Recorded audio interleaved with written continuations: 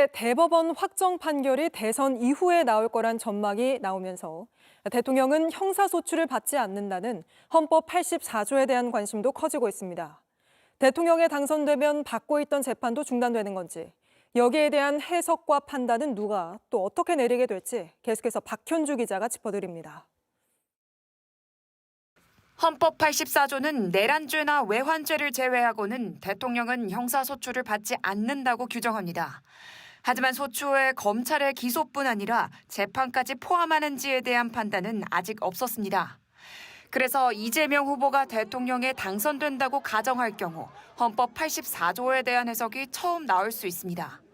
이 후보는 당선되면 재판도 중지되는 게 맞다는 취지로 말했지만 소는 기소를 말하고 추는 소송 수행을 말하는 것이어서 어쨌든 정지된다는 게 다수설이죠. 국민의힘에선 보궐선거를 해야 할 수도 있다며 재판을 이어가야 한다고 주장하고 있습니다. 그렇다면 대선 후에라도 대통령이 당선되더라도 보궐선거를 열어야 되는 상황이 있지 않겠습니까? 만약 파기환송심이 6월 3일 대선 이후로 이어지거나 대선 전에 나왔더라도 대법의 최종 판결이 남아있는 상황에서 대법원이 재판을 중지해야 한다고 판단할 경우 재판이 계속돼야 한다고 원하는 쪽에선 대통령이 되더라도 진행 중이던 재판은 계속해야 한다는 취지로 헌법재판소에 권한쟁의를 청구할 수 있습니다.